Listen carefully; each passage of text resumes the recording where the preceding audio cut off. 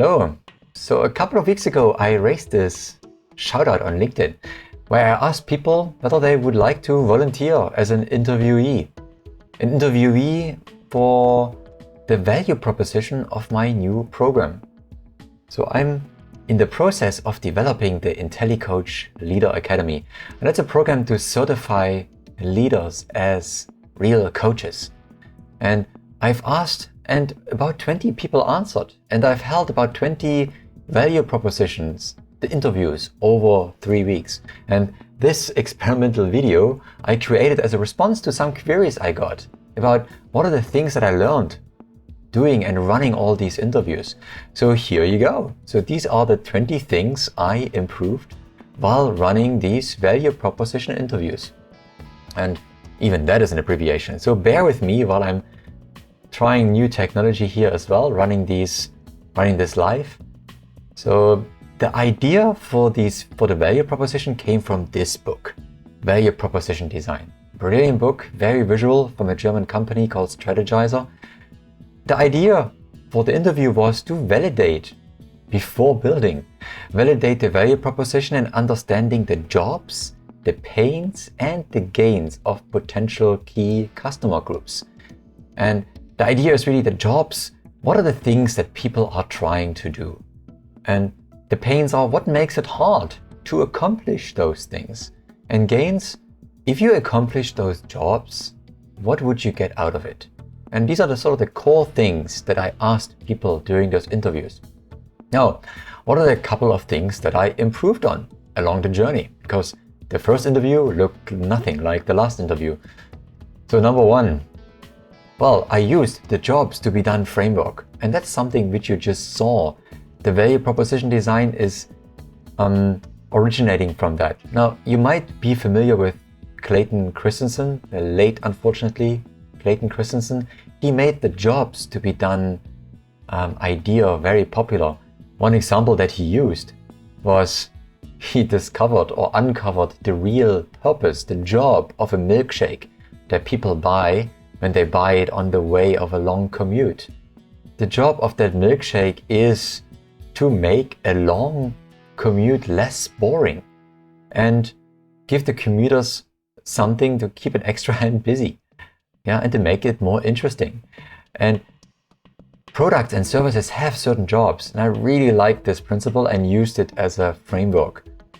Number two, my second learning was to actually use the jobs to be framework. Now, what do I mean by that? In the beginning, I was hiding it, and I took notes during Zoom meetings on a mind map. And it was my friend Christian who told me, Mike, you have something in mind here. Why don't you show it to them? And I agreed. And that's what I did. I developed an actual template that I showed people. I introduced them into the idea of jobs to be done. I gave them some examples and I used this framework. So actually using it made a big difference. Number three,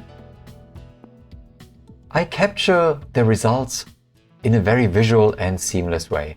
And what I did here was I used the tool Miro. That is also something which I'm using right now to capture ideas and thought. It's a beautiful whiteboarding solution. And what I did was with people exactly like the way you see me now, you would see me in Zoom, you would give me an idea about maybe another customer job you want to add, and I can just pull it right in there. Pull that idea right in there as we speak. And that was useful because it helped people to adjust right in the moment. Ideas were visible as they were collected. A really beautiful tool. And Miro, by the way, is my main tool find from this entire pandemic period. Number four, give examples first. So I noticed right away that jobs to be done was clear in my head, but not to people who are not familiar with that design thinking principle. So what I did was to actually spend a bit of time explaining it. And I did this, for example, with the example of a moviegoer.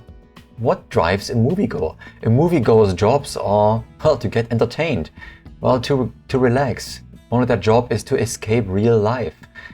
Some of their pains are that there is a long commute, limited option. It might be expensive. What are the things that they want to get out of doing these jobs? Is they want to experience a comfort. They want to experience time with their friends, not having missed something. And once I've included a number of those examples, and it just takes a minute like this, it opens people's minds and they have a frame of reference. Number 5, my 5th learning was help people focus. As a coach, I should do this naturally, but even here I had to remind myself how important this is. And the main way for me to focus was to help them identify and focus on certain customer jobs. If I ask you, so what are the things you want to focus on? I included a bit more clarity by saying, in terms of your own leader, or what do you want to achieve in terms of your own peers?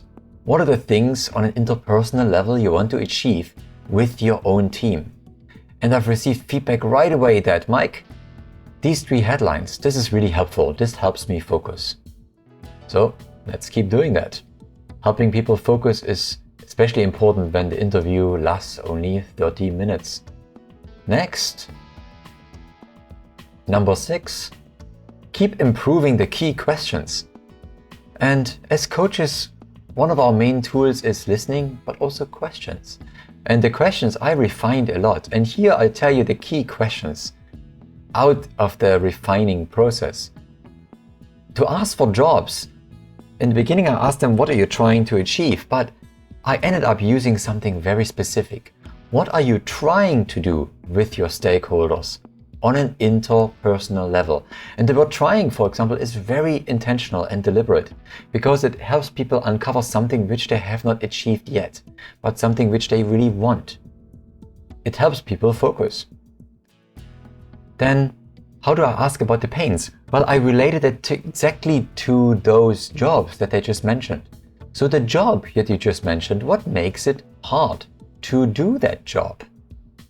That reference is really important. It helps people keep mental clarity and focus. Then the gains, that was the most troublesome part. When I asked people, so what do you want to get out of it? That was hard to compute.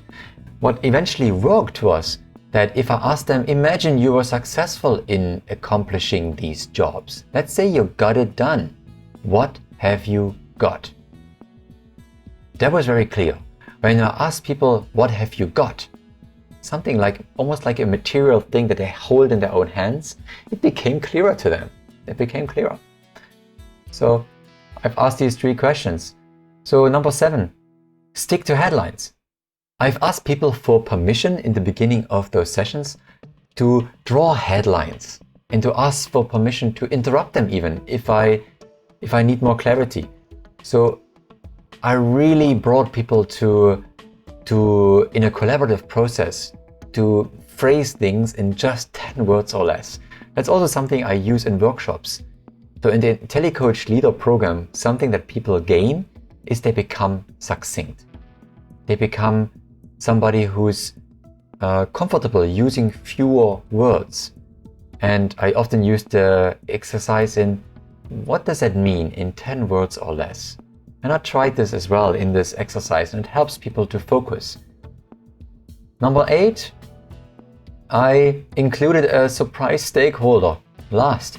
And I wished I had thought of that before, earlier in the process, because at some point I found out it might be useful alongside the leaders, the peers in the teams, to ask also, what are you trying to achieve for yourself? So obvious, but I thought of it only very late in the process. And people found it useful to actually include that stakeholder last. I always asked for feedback. People liked that there were initially just 3 stakeholders to ask these questions about. Rule of 3, it's useful, it gives oversight, and then the last stakeholder to include last. You. And number 9, people found it really useful and nice that I was transparent and shared the outcome right away. And again here, props to Miro. Miro makes it so easy to just highlight a part of that board and save it as an image and just send it, even as a vector PDF to people around you. They can even copy and paste from the result. So typically the interviewees got those outcomes right away from me after the interview. So what did I get to that because of this? I had a couple of early stages here with mind maps, and then I had in total 20 interviews over 3 weeks that were really insightful. And to the insiders of the program, I shared the outcomes. It really helped me to understand really clearly what I overlooked, thinking about the product, and what the language would be that I should fine-tune my program to, so that it really speaks to people's desires, to the pains they have in relating to other people, and to the things that they really want, their gains. So lastly, these were the 9 things that I improved along the journey. I hope this is something that you found useful and insightful. It's something that was definitely fun. It took time, but I find the process of validating these ideas is connecting with potential clients, with interested parties, and it helps me improve my program.